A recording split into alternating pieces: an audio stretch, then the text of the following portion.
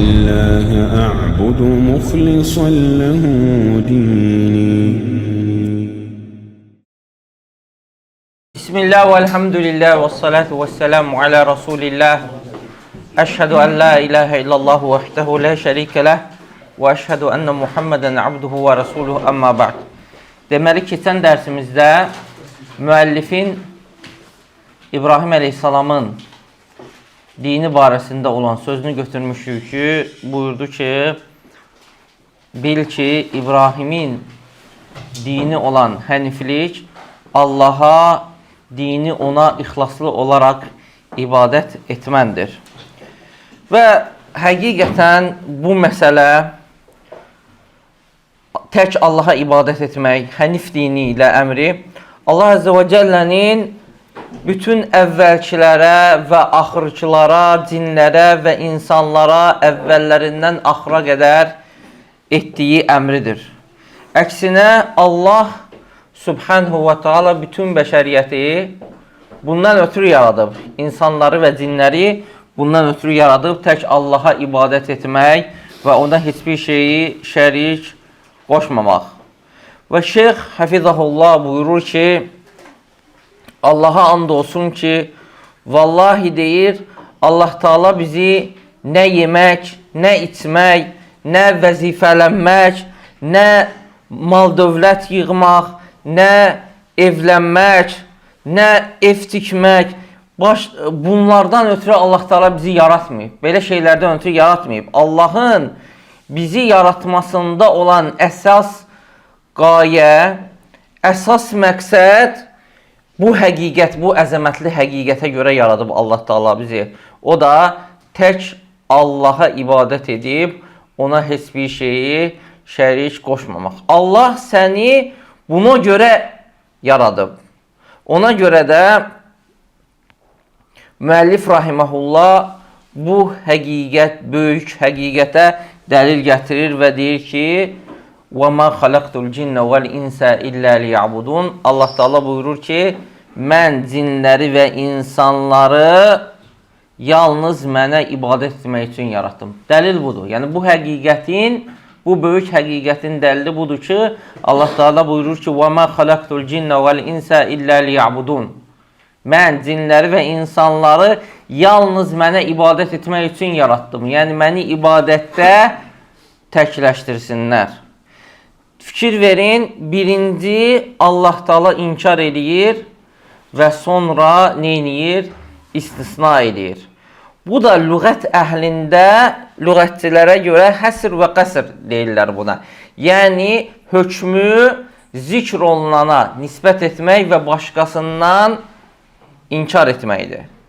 Yəni Allah Teala buyurur ki, وَمَا خَلَقْتُ الْجِنَّ وَالْاِنْسَ إِلَّا لِيَعْبُدُونَ Birinci inkar edir, cinləri və insanları yaratmadım, sonra yalnız mənə ibadət etməkdən ötürü. Sonra istisna edir, ispat edir. Bu da nə deməkdir? Bu da o deməkdir ki, yəni Allah Teala'nın bizi yaratmasında əsas qayə, əsas məqsəd Allah Əzzə və Cəllənin məxluqları yaratmasında tək Allaha ibadət etmələridir. Onun heç bir şəriki yoxdur. Və kim bunu yerinə yetirərsə, bunu gerçəkləşdirərsə, xoşbəxt olan və müvəffəq olan insan odur, hansı ki Allah Teala nəyi vacib edibsə onun boynuna, onu yerinə yetirilmişdir və həyatı faydalı olan insan budur və əksinə həqiqi diri olan şəxs də həmin insandır. Ondan başqası diri sayılmır. Çünki həqiqi həyat qəlbin və ruhun həyatıdır. Maddi diri olsa da qəlbin və ruhun həyatı yoxdursa, o həqiqi həyat sayılmır. Amma yəni bədəni olan həyat əsas məqsəd olunur. Yəni əsas həyat, qəsd olunan həyat bədənin həyatı deyil. Çünki bədənin həyatında, maddi həyatda bütün canlılar, hətta həşəratlar və hətta heyvanlar müştərəkdir. Hamısı diridir. Elədir, qardaşlar. Lakin həqiqi həyat isə qəlbin və ruhun həyatıdır. və o da yalnız Allaha tevhidlə və Peyğəmbər sallallahu aleyhi və səlləmə tabi olmaqla hasil olur. Necə ki Allah Taala buyurur ki: "Ya eyyuhellezine amenu istecibu lillahi və lirrasuli izə da'akum limə yuhyikum." Ey iman gətirənlər, Peyğəmbər sizi həyat verəcək şeylərə çağırdığı zaman Allahın və Peyğəmbərin çağırışına cavab verin. Deməli, nə xoşdur o şəxsə ki, o şəxsin qəlbini Allah Əzzə və Cəllə tevhidi ilə və bir də Peyğəmbərinə itaət etməklə, tabi olmaqla diriltmişdir. Və sonra müəllif buyurur ki, necə ki Allah Taala buyurdu ki: "Və mə xalaqtul cinnə vəl insə illə liya'budun." Mən cinləri və insanları yalnız mənə ibadət etmək üçün yaratdım. Buyurur ki: "Fə izə arafta ennəllah xalaqaka li'ibadatihi fa'lam ennel ibadətə la tusamma ibadatan illə ma'at tevhid." Nə zaman ki bildin ki Allah səni yalnız və yalnız ona ibadət etmək üçün yaradıb, o zaman bil ki ibadət yalnız tevhidlə ibadət adlanır və sayılır. Birinci biz bildik ki Allah bizi niyə görə yaradıb? Bu birinci həqiqəti dərk elədik. Bildik ki Allah Taala bizi nə üçün yaradıb? Yalnız ona ibadət etmək üçün. Bunu bildin artıq. Bu sənin beynində, zehnində həkk olundu. Və sonra deyir, bunu bildikdən sonra bilməlisən ki ibadət nə vaxt ibadətdir? O zaman ibadət sayılır ki, o ibadət tevhidlə yanaşı olarsa, tevhidlə eyni olarsa, necə ki buyurur ki, namaz dəstəmazsız, təharətsiz namaz sayılmadığı kimi, ibadət də tevhidsiz nə sayılmır? İbadət sayılmır. Əgər, buyurur ki rahiməhullah, əgər şirk ibadətə daxil olarsa, şirk qarışarsa ibadətə, artıq ibadəti zay edər, körriyar. Necə ki təharətə hədəs daxil olduğu zaman təharəti körriyarsa. Biz bilirik ki namazın şərtlərindən biri nədir? Təharətdir. Təharətsiz namaz nədir? Qəbul deyil. Və təharətsiz namaz sayılmır. Eləcə də ibadət nə ilə birlikdə olanda ibadət sayılır? Tevhidlə bir yerdə. Tevhidsiz ibadət nə deyil? İbadət deyil. Dəstəmazı da nə vaxt dəstəmazı, necə ki dəstəmazı pozan şeylər insanın başına gəldiyi zaman dəstəmaz pozulursa, eləcə də ibadəti pozan şeylər də var. Onların ən əzəmətlisi, ən böyüyü də nədir? Şirkdir. Şirk baş verərsə ibadətdə nə olur? İbadət pozulur. Və şərhçi Şeyx Salih Hafizəhullah buyurur ki, müəllif bu məsələdə də bu bilinəcək həqiqəti bəyan eləyir ki, bu həqiqət hər kəs bilməlidir. Lazımdır ki, bunu öyrənsin. Və bu insanın zehnində həkk olunsun. O da nədir? Birinci, dediyimiz kimi, Allah Əzzə və Cəllə səni nə üçün yaradıb? Ona ibadət etmək üçün. Bu həqiqət, bu birinci həqiqət, Allahın bizi ona ibadət etmək üçün yaratdığı olan həqiqət heç bir şək şübhə qəbul eləmir. Və heç bir bəhs, mübahisə, mücadilə, heç bir, belə deyək də, spor qəbul eləmir. Yəni, bu sən həkk olunmalıdır, bu qəbul olunan, rədd olunmayan bir nədir? Bir həqiqətdir ki, Allah bizi niyə görə yaradıb? Ona ibadət etməkdən ötürü. Lakin bunu, nə zaman ki bu məsələni, bu həqiqəti başa düşdüm, bundan sonra mühüm bir məsələni başa düşməlisən. O da nədir? İbadət, nə vaxt ibadət sayılır?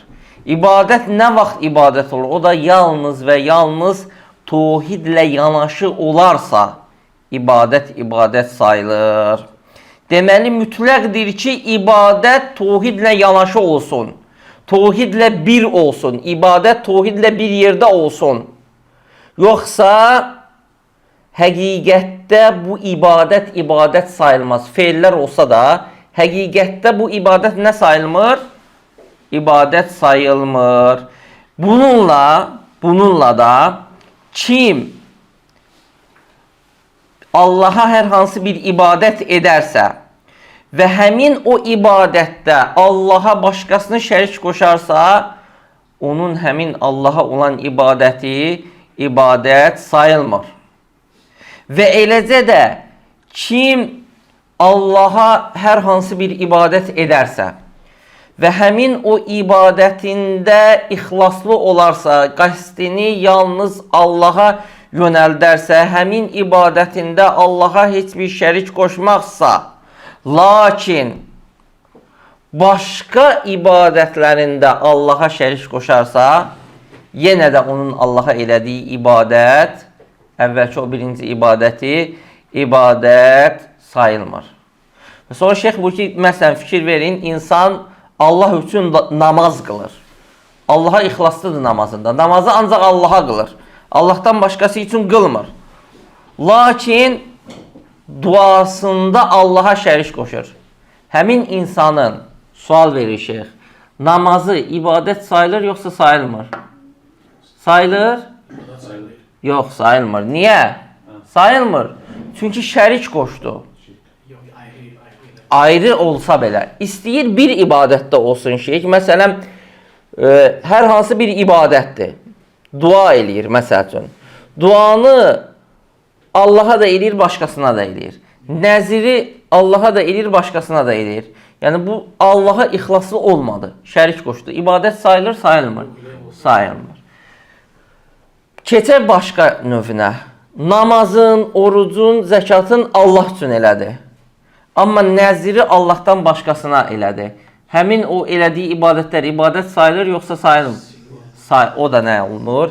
İbadət sayılmır. Çünki bu qayda, hansı ki bu qaydanı biz nə etməliyik? Bilməliyik, hifz etməliyik. O da nədir? İbadət yalnız tohidlə ibadət sayılır. İbadət yalnız və yalnız tohidlə ibadət sayılır. Və tohid də vacibdir ki, bütün ibadətlərdə tohid olsun. Bütün ibadətlərdə tohid olsun. Tək bir ibadətdə yox. Və yaxud 100 nə ibadət edirsən, 99-unda tohid olub, birində yox. 99 ibadətində tohid varsa, birində şirk varsa, 100 nədir? 100-də batil olur. Yəni, ibadəti yalnız tək Allaha sərf etməlisən. Əgər birində Allaha təkləşdirərsənsə, başqasında Allaha şərik qoşarsansa, o zaman bu ibadətlərdən heç biri ilə faydalanmazsan. Etdiyin ibadətlərdən heç biri ilə faydalanmazsan, yalnız sənə qalan nə olar? Yorğunluq olar, çalışarsan, vuruşarsan, yorularsan, nəticə də nədir? Nəticə heç nə.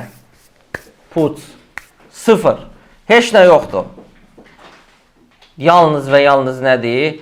Ağrıdıcı, yəni bir şey var, diqqətli olun. Yəni, insan ibadət elədi. İbadət elədi, şərik qoşdu. Nəticə nədir? Sıfır, heç nə. Sıfır olsaydı dərd yarı idi.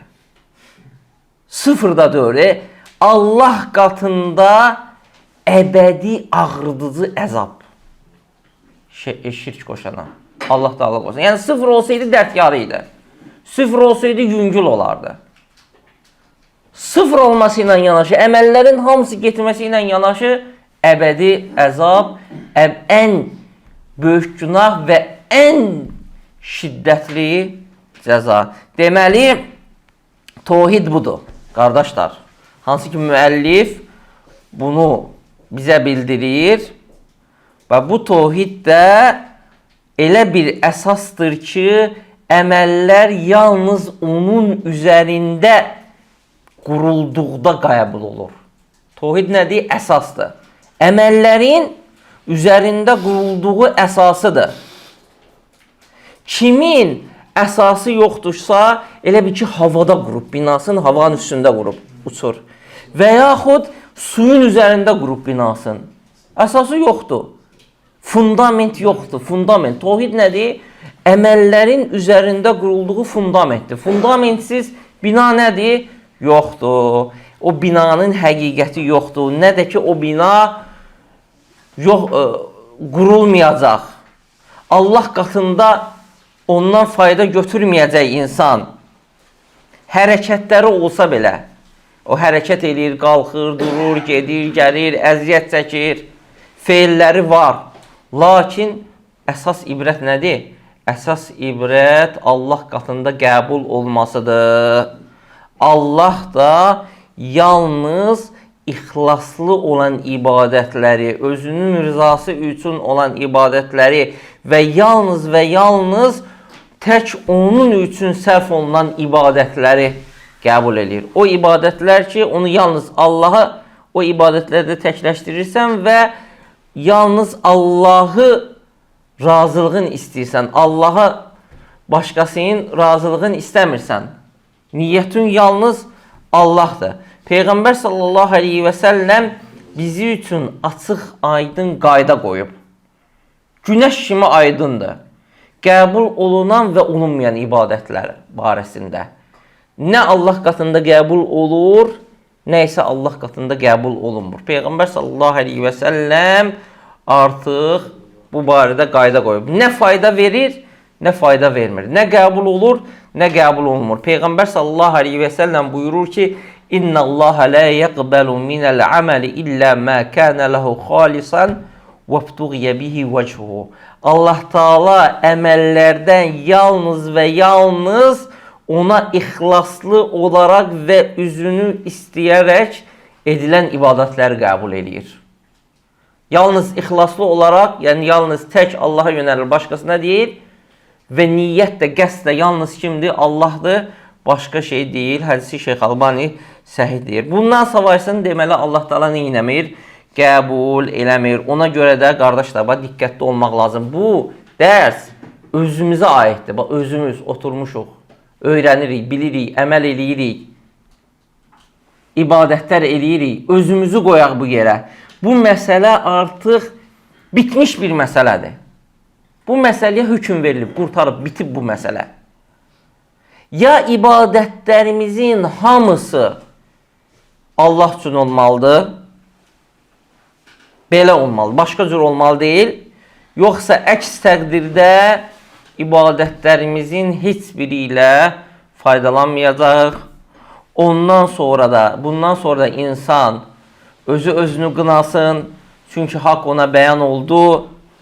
Şirk ibadətə nə vaxt daxil olursa olsun, ibadəti körləyir, zay eləyir, silib aparır. Bunun da misalı təharəti pozan şeylər kimidir. Eynisi ilə. Elə fikir verin ki, insan dəstəmaz alır. Gözəl şəkildə dəstəmaz alır. Dəstəmazını tamamlayır. Bütün sünnələrini yerinə yetirir, rükunlarını yerinə yetirir, şərtlərini yerinə yetirir, vaciblarını yerinə yetirir. Sonra təkbir etməmişdən qabaq dəstəmazını pozur. Sonra namaz qılır. Elə namaz qılır ki, ondan uzun namaz yoxdur. Və yaxud ondan xuşulu namaz yoxdur. Ondan gözəl namaz yoxdur. Ən gözəl şəkildə, xuşulu şəkildə bu namazını qılır. Nə deyirsiniz bu adamın namazı barəsində? Qəbuldur namazı? Yox. Niyə? Vallahi qəbul deyil. Niyə? Çünki Allah Taala dəstəmazı olmayan namaz qılanın namazını qəbul etmir. Bu qaydanı Peyğəmbər sallallahu aleyhi və səlləm bizə bəyan eləyir. Deməli, eləcə də təvhid. Yəni, təvhidi də necə ki, dəstəmazı pozan şeylər var, təharəti pozan şeylər var, eləcə də təvhidi pozan amillər var. Bu, artıq qəbul olunmuş bir qaydadır. Və şeyx buyurur ki, bu şeyxin buna misal çəkməsi, təharətə misal çəkməsi 100% doğru misaldır. Çünki təvhid təharət mislindədir. Əksinə təvhid ən böyük təharətdir, ən böyük təmizlikdir təvhid. Şirk isə nəcasət kimidir. Əksinə şirk ən böyük nəcasətdir və ən çirkin, ən murdar nəcasətdir. Nəcasət insanın təharətinə daxil olduqda onu körlayır və eləcə də şirk tohidə daxil olduqda onu körlayır. İnsan ibadətləri ilə faydalanmır, tohidi ilə faydalanmır, Allaha itaəti ilə faydalanmır. Yalnız tohidini təzəliyərsə, onda faydalanar. Yalnız Allaha tövbə edərsə, şirkini tərk eləyərsə, onda faydalanar. Allaha qayıdarsa, hənif olaraq ibadətləri yalnız ona sərf edərsə, o zaman faydalanar. Və şeyx deyir ki, hənif barəsində danışır ki, فَإِنَّ الْحَنِفِيَّةَ مِلَّةَ İbrahim, yəni İbrahimin dini olan həniflik Allaha dini tək ona ixlaslı olaraq sərf etməkdir. Buyurur ki, əl-hənif, hənif nədir? Hənifin mənasında deyiblər ki, hənifin mənası əl-məil anil batili iləl-haq. Yəni, batildən haqqa meyl edən deməkdir. Batildən haqqa meyl edən deməkdir. Və şirkdən də tohidə meyl edən deməkdir. Yəni, meyl edən yönələn deməkdir.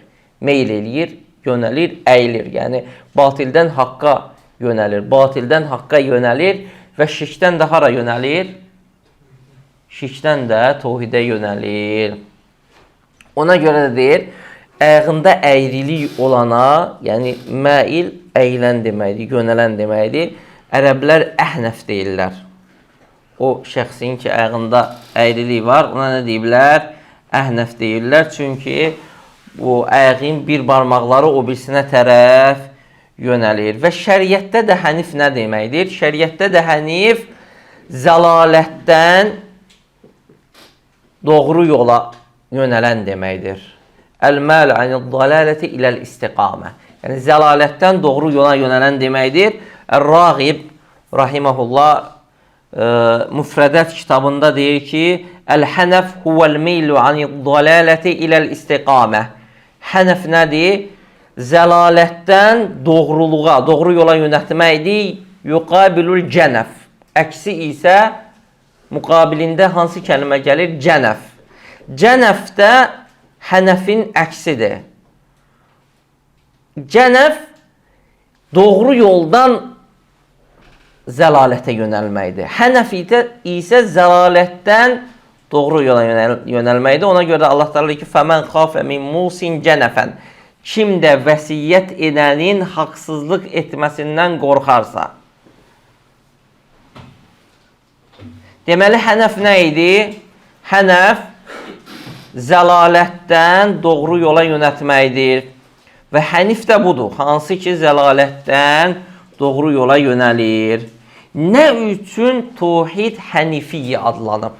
Nə üçün tohid dini hənifiyyə adlanıb və niyə görə İbrahim əleyhissalam hənif adlanıb? Allah Teala buyurur ki, İnnə İbrahimə kənə ümmətən qanitən lillahi hənifən. Nəhl surəsinin 120-ci ayəsi. Allah Teala deyir ki, həqiqətən İbrahim ümmət idi, yəni imam idi. Qanitən lillahi, Allah üçün mütü idi, hənifən və hənif idi. Allah Teala İbrahim əleyhissalamı hənif adlanır. Şeyx buyurur ki, elm əhli deyir ki, İbrahim əleyhissalam o zaman ki, bu dəvətlə, yəni tohid dəvəti ilə öz qövmünə qarşı çıxdı, o zaman deyir, insanlar zəlalət zülmətində batırdılar. Və İbrahim əleyhissalam da deyir, onlardan haqqa yönəldi. Və dini də onların o zəlalət dinindən, batil dinindən haqq dininə neylədi? Yönəldi. Və bu da nədir? Hənif olan da budur. Haqdan batilə, batildən haqqa yönələn. Və üçüncü rəydə deyir ki, şeyx buyurur ki, və deyilir ki, hənəf doğru yolda, hənəfin özü doğru yolda olmaq deməkdir. Yəni, burada tam əksi gedir. Çünki birinci rəy nə idi? Zəlalətdən haqqa yönəlmək və bir də deyiblər ki, hənəf istiqamədir, doğru yolda olmaq deməkdir. və deyir Əhnəf, ona görə Əhnəf deyiblər, o nikbinlik babından əğı əyri olana deyiblər ki, Əhnəf, yəni düz olan. Yəni ki, axsaq deməyiblər, əyri qıç deməyiblər, deyiblər ki, doğru qıç. Niyə görə? Nikbinlik babından. Eləcə də ərəblərdə belə bir üslub var. Misal üçün, əqrəb sancana səlim deyirlər. Səlim də bilir ki, sağlam deməkdir. Niyə görə? Nikbinlik babından ki, inşallah ki, Allah onu neynəsin? Sağ atsın. Və eləcə də səhraya ərəblər məfəzə deyirlər. Məfəzə nədir? Məfəzə qurtuluş yeri deməkdir. Amma əslində səhra nədir? Məhləkədir. Yəni, ölüm yeridir. Hansı ki, səhraya düşən su yox. Orada qalıb məhv olar deyə səhraya məfəzə deyiblər nikbinlik babından. Və başqa bir rəy də deyir ki, yəni hənəf nə deməkdir? Hənəf bir şeyə doğru yönəlmək deməkdir və bu da yəni başqasını arxana çevirmək gərəkdir. Əgər sən bir şeyə tərəf yönəlirsənsə, artıq arxanı neyinirsən? Arxanı başqasına çevirirsən. Kim Allaha tərəf yönələrsə, o hənifdir və bu onu gərəkdirir ki, həmin insan Allahdan başqasına neynəsin? Başqasına arxa çevirsin, ondan üzünü çevirsin. Axırı şeyx buyurur ki, şəhidi odur ki, yəni bu tohidin həqiqətidir. Tohidin həqiqəti odur ki, Allaha yönələsən, Allaha tərəf üzünü çevirəsən, Allahdan başqasından üz döndərəsən, Allahdan başqasından yönələsən, uzaqlaşasan, yalnız neynirsən? Allaha üst döndərsən. Yəni, tohidin həqiqəti nədir? Həniflik nədir? Həniflik tohidin həqiqətidir.